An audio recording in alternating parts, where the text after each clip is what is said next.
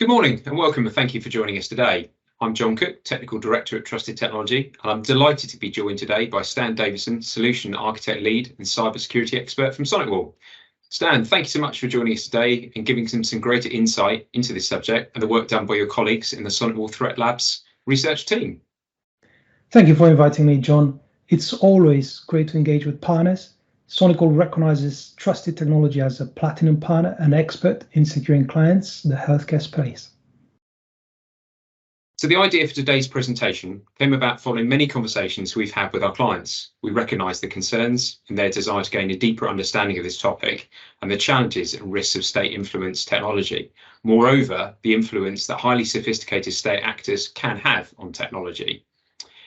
There is a current and present realisation that in each of our organisations, we have an ever-increasing volume of sophisticated internet-enabled products, from Internet of Things, with numbers expected to exceed 30 billion devices worldwide by 2025, to operational technology and personal devices.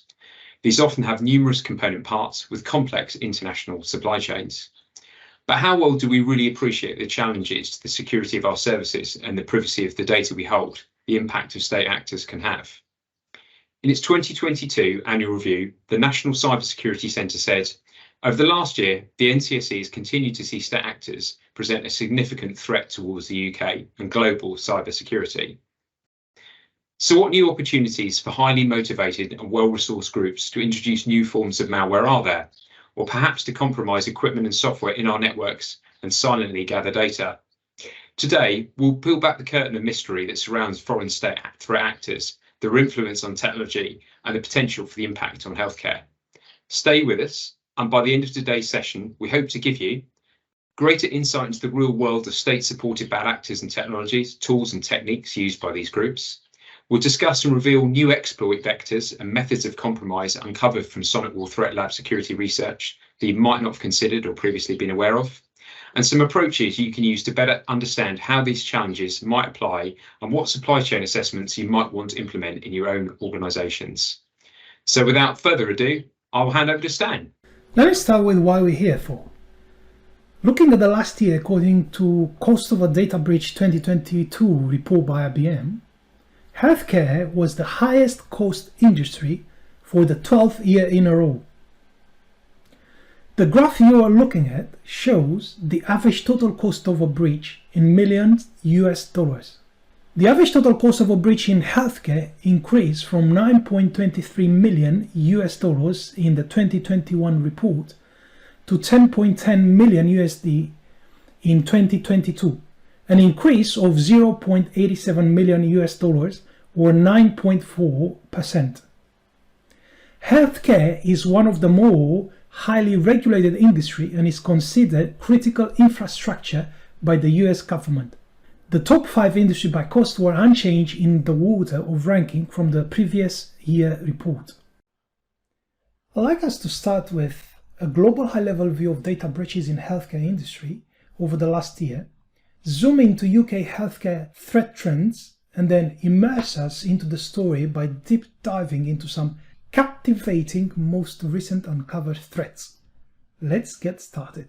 According to Data Breach Today analysis, third-party health data breaches dominated in 2022 and hacking incidents dominated with 549 breaches, which affected 44 million people.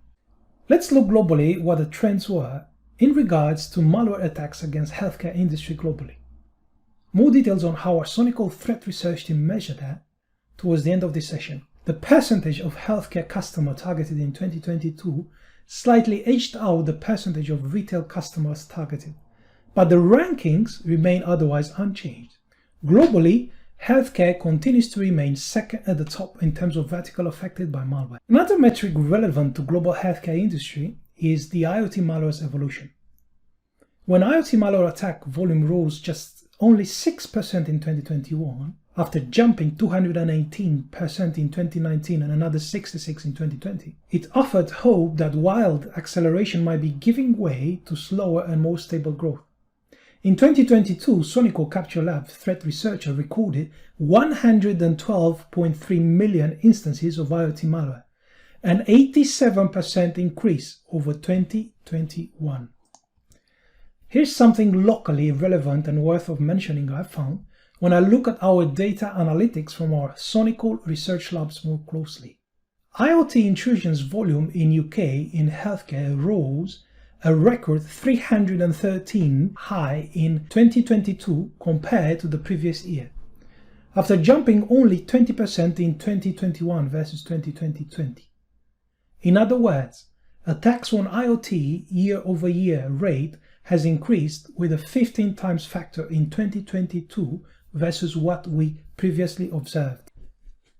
I then looked at the top 10 largest data breaches reported in 2022 in healthcare globally, and what I found was that although the initial infection vector is undisclosed, there is still commonalities we can observe to extract key takeaways such as ransomware incidents, including exfiltration of protected health information and extortion, are still the most prevalent threat to healthcare entities and business associates, while unauthorized access breaches were the second most common type of breach reported.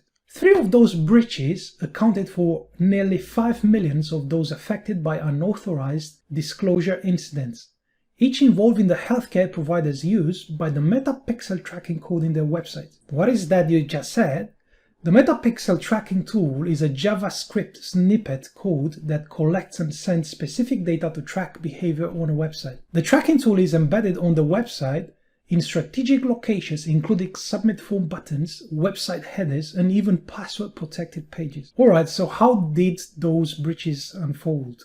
It was reported that metapixel tools, which can gather and transmit non-sensitive data, may have malfunctioned, causing the breach to occur and sensitive information to be accessed. The overall cause of this error can be traced to system misconfiguration or Meta's inability to filter sensitive information due to the large volume of data it receives daily. The breach pattern seen in 2022 emphasized the importance of thinking beyond known risks and implemented strong information security and data protection measures.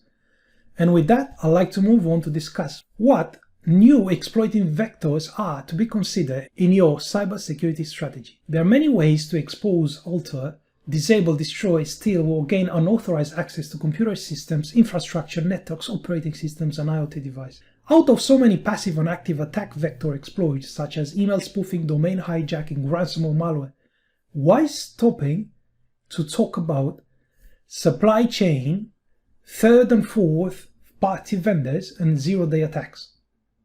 In any successful breach, attackers have leveraged multiple attack vectors and will continue to do so. However, we think it's necessary we raise awareness of these 3 types of attacks: supply chain, third-party vendor, and zero-day attacks, for 2 reasons. In a survey we ran last year, we found that despite the decline overall volume in 2022, ransomware was chosen by 91% of the respondents as their top concern in 2022. Secondly, SonicWall threat research team observed a significant increase in complexity of living off-the-land techniques and hands-on keyboard activity used by the bad actors, where the initial access was gained through one of the above. A supply chain compromise is a breach resulting from a compromise of a business partner, such as a supplier. As the research found, nearly 1/5 of breaches were caused by a supply chain compromise, and these compromises made breaches more expensive and resulted in longer life cycles. According to Cost of a Data Breach report over 2022 by IBM, the average total cost of a supply chain compromise was $4.4 million US. That cost was greater than the overall average cost of a data breach over $4.3 million US, a difference over 2.5%.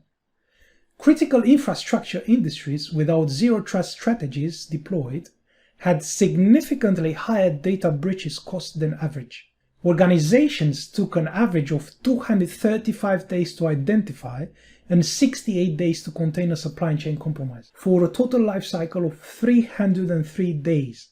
The average life cycle was 26 days longer than the overall average data breach life cycle of 277 days. Next, we'll look at a few of the most devastating zero-day events in the history and see what lessons we can extract from them. These events are notable because they didn't just affect a few organizations, they affected millions of people around the world. Log4j. In December of 2021, a security researcher in China found vulnerabilities in Log4j, a highly popular free and open source logging library. This discovery sent shockwaves throughout the cybersecurity world, and it continues to wreak havoc to this day. The Log4j vulnerability existed for 8 years before it was announced. The vulnerability has affected millions of products in nearly all industries. In 2022 alone, SonicWall saw a total of 1.1 billion hits on this signature. It's estimated that 70,000 open source projects have Log4j as a direct dependency, and an additional 174,000 projects have it as a transitive dependency. Let's look at what happened with SolarWinds. SolarWinds Orion is an enterprise-grade IT monitoring solution, and this malware was seen being distributed as part of SolarWinds Orion software updates from March 2020. As part of the software update, this malware comes in a form of a dynamic link library that was digitally signed by SolarWinds. Once loaded by legitimate SolarWinds executables, this malware is capable of transferring data, file execution, system profiling, rebooting, and more. In 2020, a zero-day exploit that compromised systems from SolarWinds led to data breaches at several federal agencies as well as hundreds of major corporations. The SolarWinds attack cost affected companies an average of $12 million each. News outlets tend to sensationalize any unpatched vulnerability by calling it a zero-day threat. But truthfully, until it's actively being exploited by a threat actor, it's only research. A true zero-day threat is an unpatched, undiscovered vulnerability that is being leveraged in the wild to exploit a business right now. At the RSA conference last year, the director of cybersecurity at the NSA suggested that by paying those ransoms, businesses are propping up these ransomware gangs in the black market and enabling them to buy more zero-day exploits and steal more data. It's a vicious cycle. On the perimeter of this zero-day market are nation-states. Nation-states can be good guys or bad guys in this market. Some nation-states may be purchasing zero days to use maliciously, such as the Lazarus ransomware gang, largely thought to be run by the North Korean government. With a special web browser and a bit of know-how, threat actors can purchase zero-day exploits almost instantly. Supply chain attacks top the cyber and data breaches in UK. If not in number, definitely in significance.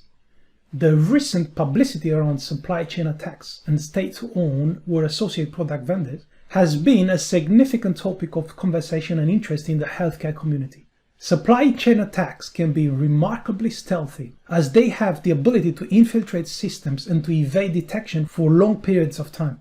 In turn, they can cause significant damage ahead of their discovery. Few recent examples include Hikvision CCTV cameras and surveillance equipment, 3CX Electron's Windows app containing security issues, reportedly malware, and Vault Typhoon. Let's now double-click on few of the newest compromise vectors with notable vulnerabilities. 3CX is a popular voice-over Internet Protocol software. It is a multi-platform conferencing application that offers features such as call recording, video conferences, and integration with other communication tools like Microsoft Teams and Zoom. 3CX, the provider of VoIP PBX systems, has been serving out malware to its customers unknowingly in its desktop app. The supply chain attack targeting 3CX was the result of a prior supply chain compromise associated with a different company, demonstrating a new level of sophistication with North Korean threat actors. According to Mediant, which has been tracking the attack event closely, the incident marks the first time it has seen a software supply chain attack that led to another software supply chain attack. The Matryoshka doll-style cascading attack against 3CX first came to light on March 29, 2023, when it emerged that Windows and macOS version of its communication software were Trojanized to deliver a C++-based data miner named Iconic Stiller by means of a downloader, Sudenicon, that used icon files hosted on GitHub to extract the server containing the Stiller. Median's investigation into the sequence of events has now revealed the Patient Zero to be a malicious version of a now discontinued software provided by a fintech company called Trading Technologies, which was downloaded by a 3CX employee to their personal computer. This rogue installer in turn contained a setup binary that dropped 2 Trojanized DLLs and an innocuous executable, the latter of which is used to sideload one of the DLLs that's camouflaged as a legitimate dependencies. The attack chain that made use of the open source tools like Zipflip and DaveShell to ultimately extract and execute valid signal, a multi-stage modular backdoor written in C that's capable of sending data, executing shellcode, and terminating itself. The initial compromise of the employee's personal computer using valid signal enabled the threat actor to obtain the individual's corporate credentials, 2 days after which the first unauthorized access of 3CX network took place via a VPN by taking advantage of the stolen credentials. What is the impact? It is still being determined what the scale of this cyber attack is, given the number of infected X-Trade downloads is unknown. What is known is that over 600,000 organizations use 3CX solutions with 12 million daily active users. Let's look now at the implications of a vulnerability in an IoT device. In this case, it's a Hikvision CCTV camera. The web server of some Hikvision wireless bridge products have an access control vulnerability which can be used to obtain the admin permission.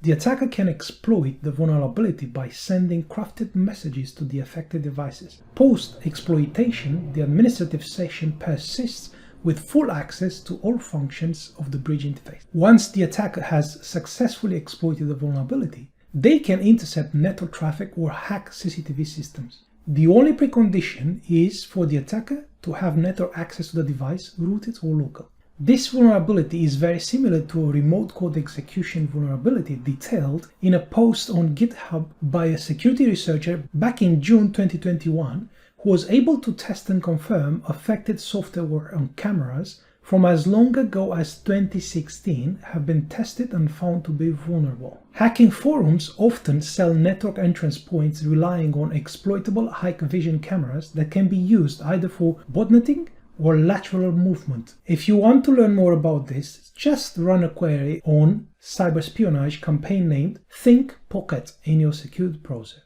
Alright, but what is the exposure? How many Hikvision cameras are in use? Exactly how many Hikvision cameras are in use it is impossible to say, but internet security research firm Top 10 VPN has detailed the impressive spread of Hikvision surveillance equipment around the world calculated by Camera Network as of September 2022.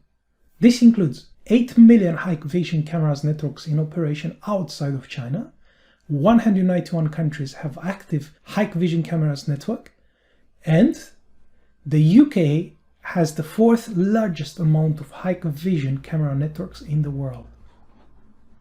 Let's now look at one of the hot living off the land attacks, namely Volt Typhoon. 7 international cybersecurity authorities, including NCSC, are issuing this joint cybersecurity advisory to highlight a recent discovered cluster of activity of interest associated with a People's Republic of China state-sponsored cyber actor, also known as Volt Typhoon. This advisory provides an overview of hunting guidance and associated best practices to detect this activity.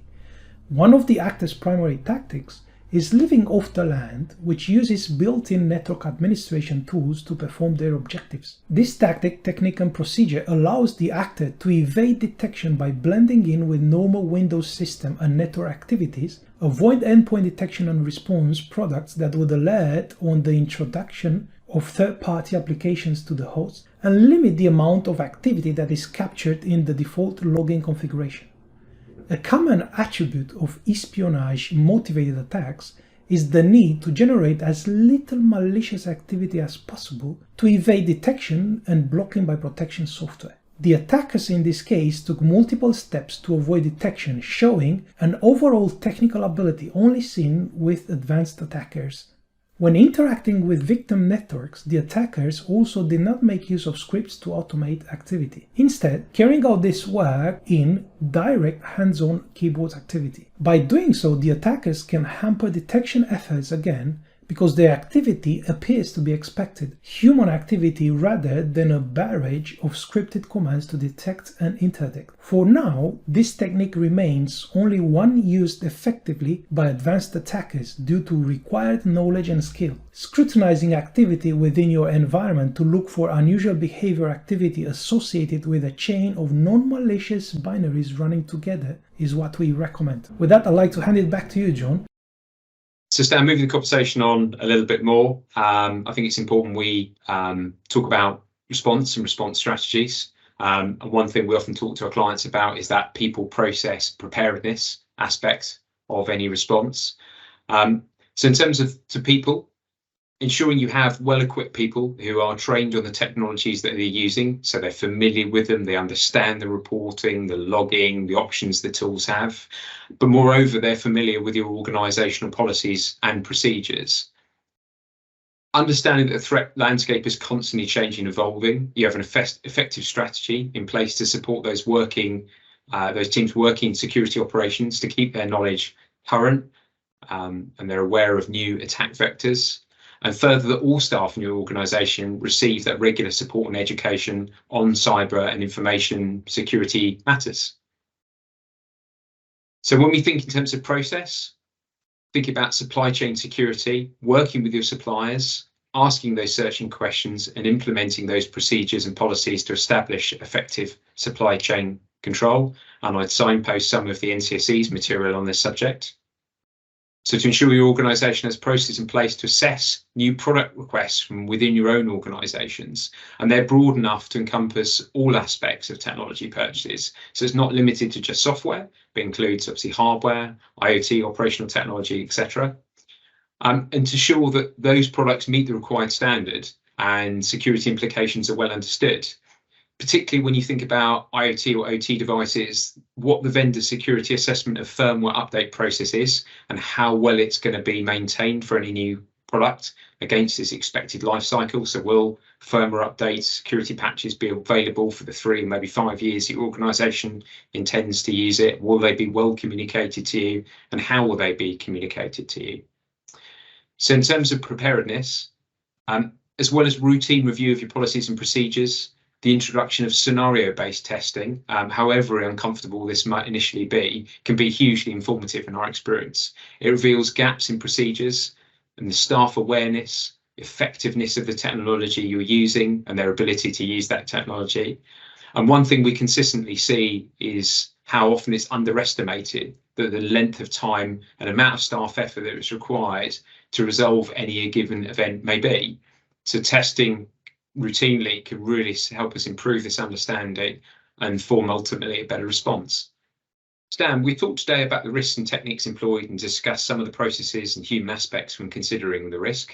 But we know there are tools and technologies that can form part of this strategy and support security teams in their work to defend and identify against such threats. Can you talk us through some of these relevant technologies and how they fit in this context, please? Yes, sure, John. So I would say, please make sure you have a multi-layered approach to security. Your design architecture must be implemented to support flexible work models with protection across all the segments, LAN, WAN, center, data center, cloud edges. Your security solution must be of a polymorph nature, adaptable and capable of delivering high protection at different layers beyond the legacy network security. Think of data security, infrastructure security, system security, application security, and mobile security. You might think, well, if I encrypt my data, it must be secured either while I'm storing it or it's in transit.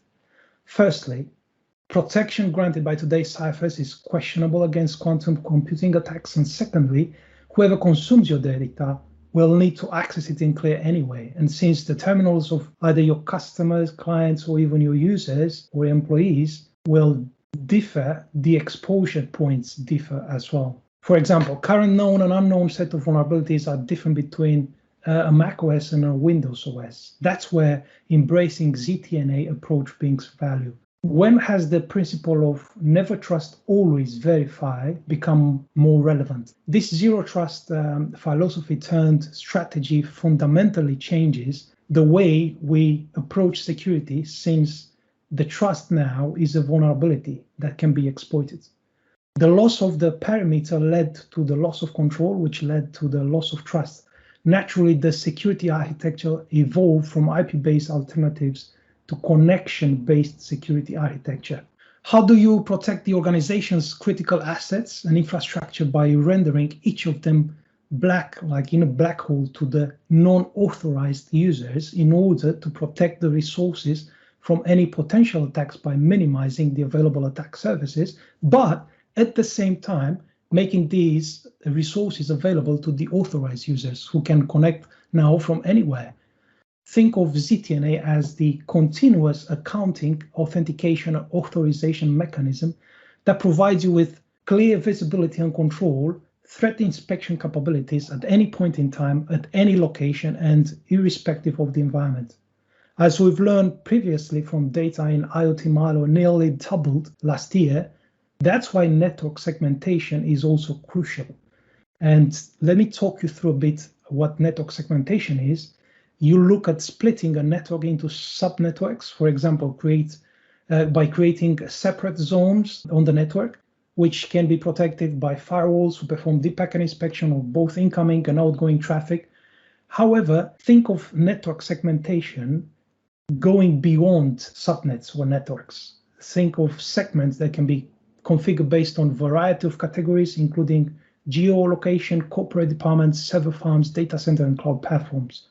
What is the benefit? Network segmentation now will minimize the harm of malware and other threat by isolating it to a limited part of your network. This even microsegments could be as small as a single application, cloud workload, endpoint, or even containers. It is best for network and security administrators to ensure that segments are aligned with business processes. Another point is to bring education and awareness around phishing and daily online browsing habits of your user, of your employees. Let me give you an example. Make a habit to log out of websites of any type of server to client sessions whenever you're finished using them. Remind your employees of cybersecurity hygiene best practices, both in the office and at home. Understand your endpoints, and is your endpoint protection designed to provide security against latest threats, no matter where the endpoint sits? Does it provide with threat hunting capabilities, with deep visibility, which, as we've seen earlier, it's very important in the case of Vault Typhoon threat that we've unpacked? Does it have unique rollback capabilities, application vulnerability intelligence? Does it have network control, integration with other security devices such as firewalls? Can you have remotely control over those devices, shell control? What kind of control? Can you block USB or Bluetooth access? All of that, along with also the last one I'm going to touch upon today, the SBOM, the supply chain. According to the latest open source security risk analysis report, we have 96 of the commercial code contains open source in it. So our software bill of materials is an inventory of what makes up a software application, the ingredients list in everything in it. As is at the moment, the SBOM market is still immature, and communities and the ecosystem will need to work collectively on the standards, process, education, and tooling to mitigate risk to global supply chains. So thanks, Dan. So understandably, some are arguably preventative technologies, some are aimed at providing actionable intelligence, and some of them are aimed at managing supply chains and a greater understanding of them. Yes, that's correct. In terms of actionable intelligence, supporting security teams, you need unified visibility where you bring the threat intelligence from different sensors from your technology stack that's protecting your entire estate, and correlate that information in case of a breach detection and response needs to be immediate and automated. Therefore, your tools need to be able to build an attack storyline that gives you all the data that you need to start a threat hunting session to understand the scope of the breach. I'll divide your technology stack in two categories depending on its purpose. First category will be prevent and protect, and the second one will be detect and respond. Prevent and protect is Where you have your network security, your SASE, your endpoint protection, your email security, your zero trust, network access control, and the other category, detect and respond phase, should provide you with threat analysis and remediation in the event of a breach. For instance, once your endpoint protection software has detected a threat-like behavior, your security software should immediately kick in and automatically isolate that node from the network, regardless where it's located, while still allows management remote shell access to your security team only for remediation process to be completed. So that real-time action intelligence we're discussing, as well as some of these tools and prevention, complement the existing tools that our audience may already have in their environments and help security personnel to mitigate this and other threats and really take their kind of security posture to the next level in terms of maturity. Yes, absolutely. Consider the case when a bad actor has managed to gain access to your network. How tight are your controls when the bad actor attempts to move laterally or exfiltrate any data through tunneling? How good your visibility is for detecting any anomalies in the traffic patterns from your monitoring solutions? Does your security solution provide you with capability of inspecting encrypted traffic? Most of the C2C command and control traffic is happening over encrypted connections. So you need visibility into what's happening and what's exfiltrated, or what commands or other Trojanized applications are dropped on your endpoints. So Dan, what would your colleagues in threat research say are the most important aspects to a robust defense strategy? We talk, and I would say probably the most important aspect in cybersecurity is the security efficacy of your solution, as in particular that determines the detection of an intrusion, the successful awareness of a threat, or even vulnerability exploitation attempts. It's only by understanding the threats you face and where your cyber defenses are most at risk that you can implement appropriate defenses. Then understanding the protection capabilities of your security solution in case the cyber criminals find and leverage a zero-day vulnerability or sophisticated techniques to outsmart your defense are used. That's very important as well. And thirdly is the visibility reporting and alerting, along with the security measures implemented as part of the cyber incident response stage management. Let me close on this topic with a recovery layer to make sure you are able to address any aftermath of a data breach. How often have you backed your asset data? Where do you store it? Do you store it off network, completely in an enclosed environment? And how often do you test it? Do you test it regularly to get ahead of any potential cyber attacks? So these are some of the best practices we recommend. Yeah, and that's in coordination with obviously training your staff, having those pre-prepared plans, and having the right tools and technology in place. Exactly. Regardless of the industry you operate in, your organization has many attack vectors to cover, and the types of attacks grow by day. Everything from phishing and never before seen malware variants to ransomware, IoT attacks, side channel attacks, and more are trying to target your organization using a growing footprint of applications, devices, networks, and infrastructure. Now that we've seen various exposure points every organization faces, I'd like to introduce to you SonicWall technology platform whose security efficacy comes from two engines. SonicWall Capture Labs, which uses machine learning algorithms to analyze data and classify and block known malware before it can infect your network. The unknown files are then sent to a second engine, the SonicWall Capture ATP, which is a cloud-based or on-prem multi-engine sandboxing solution that revolutionizes advanced threat detection, and SonicWall's patented real-time deep memory inspection, RTDMI, which blocks zero-day and unknown threats at the gateway, even those that hide via encryption or don't exhibit malicious behavior. Capture Advanced Threat Protection uses a variety of techniques for analyzing never-before-seen files, including hypervisor analysis, emulation, virtualization, and the real-time deep memory inspection. By forcing malware to reveal its weaponry into memory, the RTDMI engine proactively detects and blocks mass-market zero-day threats and unknown malware.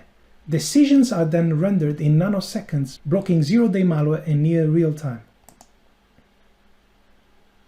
As they say, the proof is in the pudding. Thus, let's see how SonicWall captured ATP with RTDMI did in the independent ICSA Lab ATD certification test. SonicWall's solution detected 100% of previously unknown malicious threats with no false positive, known as perfect threat detection score for 7 consecutive quarters, while continues to offer the highest cybersecurity efficacy among the participants. And we're not only delivering better threat protection, we're delivering it faster, 95% of orders in just 3 days.